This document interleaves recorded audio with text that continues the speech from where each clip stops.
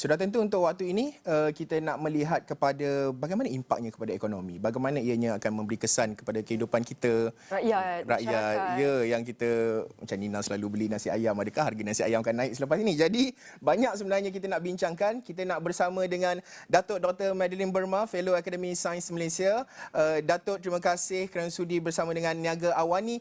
Pertama sekali, Datuk, kita melihat kepada pertama sekali selamat Hari Gawai dan juga melihat kepada isu ini, reaksi awal Datuk lah kepada keputusan kerajaan boleh ke harga makanan terutama ayam ini turun atau lebih kepada nak bantu mereka yang benar-benar terjejas. Bagaimana mungkin respon awal Datuk?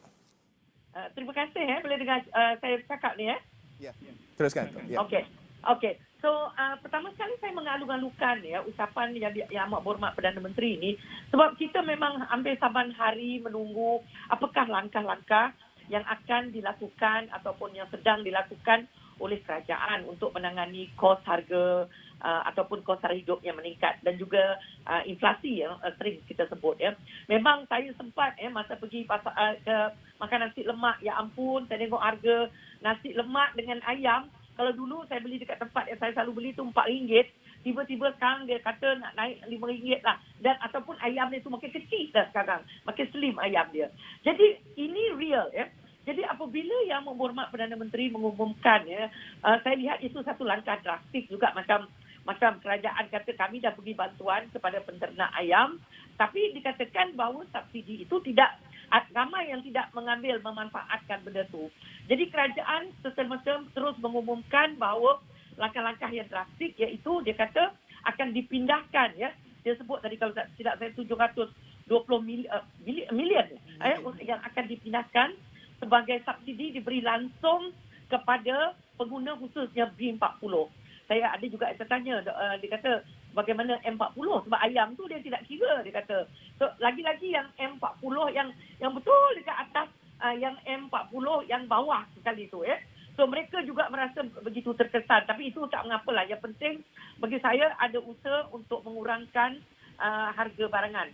Tetapi bagi saya penyaluran bantuan secara yang kita panggil secara bersasar ini terus kepada pengguna, di satu pihak dia satu usaha yang baik, tapi saya khawatir dua kekhawatiran saya. Satu ialah adakah dia nanti seperti mana-mana benda bersasar ni, betul ke siapa yang nak disasarkan ni? Okey, ini isu sasaran ini. Okey, itu yang pertama. Yang kedua ialah berkaitan dengan harga ayam ini. Bila kita kata diberi duit langsung, masalah dia nanti dia akan menyebabkan kitaran benda lain tau. Okey, nanti bukan peternak, peniaga yang peniaga bukan ayam pula, dia kata you all pengguna dah dapat bantuan daripada kerajaan. So itu peluang untuk mereka menaikkan lagi harga barangan lain. Saya lebih suka kalau boleh selain daripada apa yang telah dilakukan oleh kerajaan yang telah diumumkan tadi, saya cenderung kalau kita saya nak cuba fikirkan langkah seperti memberi bantuan secara langsung. Maknanya in kind. Selain daripada memberi bantuan secara cash. Sebab bila kita beri duit tunai ni, memang dia akan menyebabkan kenaikan harga barangan lain. Tapi kalau kita beri dia bantuan secara langsung, contoh untuk B40 berbagai keluarga, mungkin kita beri berapa kampit beras, berapa bahan makanan yang kita rasa yang bernilai dengan bantuan yang diberikan itu. So satu ialah security makanan. Kedua, ia meninggalkan kesan yang agak berlainan dari segi harga barangan. Dia kurang meninggalkan kesan dari segi kesan meningkatkan harga barangan benda lain. Sebab dia lebih kepada in kind. So itu respon saya dulu. Okey. Jadi Datuk, apakah harga ayam lepas ini akan diapungkan ataupun mungkin para siling harga ayam akan dinaikkan lagi? Inilah dilemanya dalam kita mengurus inflasi. Kita yang mendengar ni nampak, kita yang makan ayam ni memang nak mengamuk aja kalau harga naik. Bila tanya penternak pula mengamuk. Sebab dia kata bila diletakkan sekatan sebab RM8.90 kalau tak silap saya dan ada subsidinya, kerajaan terpaksa menanggung. Satu, subsidi bukan jalan yang terbaik untuk menyelesaikan langkah-langkah penyelesaian Sebab subsidi ni dia akan, somebody has to pay for that subsidi. So sama ada dari segi dana kerajaan, sama ada dari segi pembayar cukai. Mengamuklah pembayar cukai lepas ni. So sebab bila subsidi, maka kita tengok harga minyak kita dari subsidi. Tapi kos subsidi dia tinggi bagi kerajaan, ya. Itu yang ada sebut mungkin kerajaan nak lancarkan GST semula. So jadi balik kepada ampungan ayam tu, harga ayam.